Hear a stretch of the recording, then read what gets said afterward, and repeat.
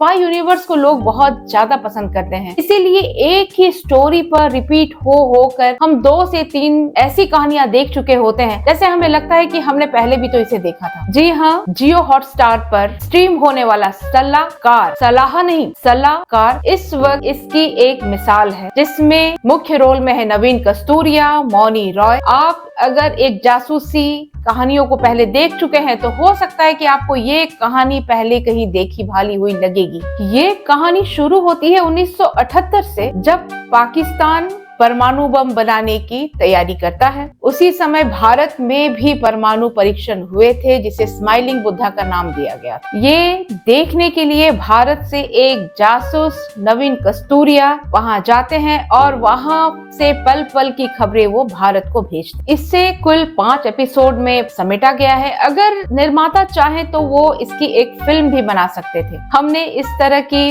Series इसके पहले भी देखी है, इसीलिए इसमें कुछ भी नया नहीं लगता। आखिर व्यूवर्स कब तक भाई भारत पाकिस्तान की एक ही कहानी को बार बार देखते रहेंगे? कहानियां तो और भी हैं बनाने के लिए, अगर बनाना चाहे कोई तो। एक पुरानी कढ़ी में ही जो बासी उबाल आप दिए जा रहे हैं, दूसरा सीजन आने की एक हिंट को ये देकर जाती हूँ। इसकी कहानी 2 टाइमलाइन पर चलती है। 2025 में मौनी रॉय एजेंट मरियम उर्फ सृष्टि जो बनी हुई है, वो पाकिस्तान के कर्नल जिया अशफाकुल्लाह, जिनका रोल यहाँ प्ले किया शौर्या शर्मा ने, परमाणु बम बनाने से रोकने की कोशिश करती है और उसकी मदद करता है सलाहकार यानी national security adviser Purnendu Sharma, जिसका उस कर्नल से बहुत पुराना दोस्ताना रिश्ता है। फ्लैशबैक में जब इसकी कहानी दिखाई जाती है 1978 में, तब यही सिक्योरिटी अफसर वहां अधीर दयाल के रूप में कार्यरत था, यानी उनकी भूमिका यहाँ निभाई है नवीन कस्तूरिया ने। इस तरह की सीरीज, फिल्में, रॉकेट बॉयज या मिशन मजनू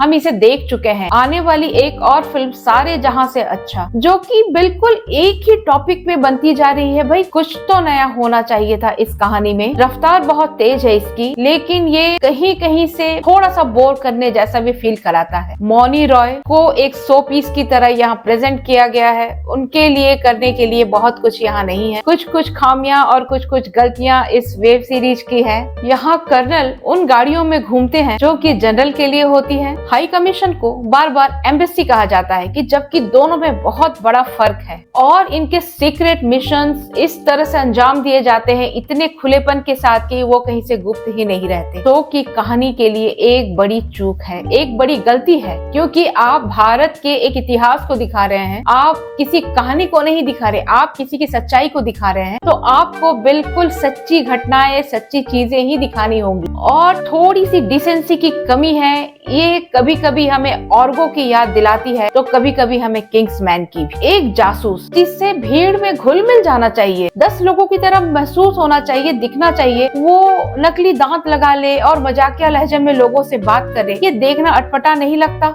सबसे उम्दा, सबसे अच्छा और सबसे बेहतर अगर कलाकार हम किसी को इसमें रेट करें तो वो है मुकेश ऋषि। जी हाँ, जिया के रोल में बहुत अच्छी तरह से अपने कॉमिक अंदाज में, अपने कॉमिक टाइमिंग में मुकेश ऋषि बहुत जमे हैं। सच कहें तो वो बाकी दोनों लीड एक्टर को छोड़कर बहुत आगे निकल गए हैं। सलाहकार दरअसल हमारे भारत के एक पूर्व जासूस जो उस समय पाकिस्तान में थे, उनके ऊपर ये कहानी है, जिन्होंने अपने काम को बहुत बेहतरीन तरीके से अंजाम दिया था, एक विदेश भूमि में रहते हुए भी, और आज भी वो हम सब के सम्मान के बहुत बड़े पात्र हैं। अगर उन्हें आपको अपनी श्रद्धा देनी ही है तो उसके लिए थोड़े से आप अलग कर सकते थे, ये कोई रूप नहीं हुआ देने का। खैर, हम इसे पूरे 5 में 2 की रेटिंग देते हैं और उम्मीद करते हैं कि कुछ नई कहानियों के साथ OTT हमारा मनोरंजन करे, ना कि उन्हें पुराने घिसे पिटे उन्हीं कहानियों को जिन्हें हम इसके पहले कम से कम 10 बार देख चुके हैं, और 2-3 और भी वेब सीरीज उसके नाम से आने वाली। नवीन कस्तूरिया, TVF में आप अपना जादू चलाते हैं, लेकिन इस बार आपका जादू उतना चल नहीं पाया। मौनी रॉय बहुत साधारण लगी है। इस सीरीज को आप देखें या ना देखें, ये आप पर डिपेंड करता है। ये आपको बहुत ज्यादा एंटरटेन नहीं करेगी तो बहुत ज्यादा बोर भी नहीं करेगी। Thank you. Please comment and share.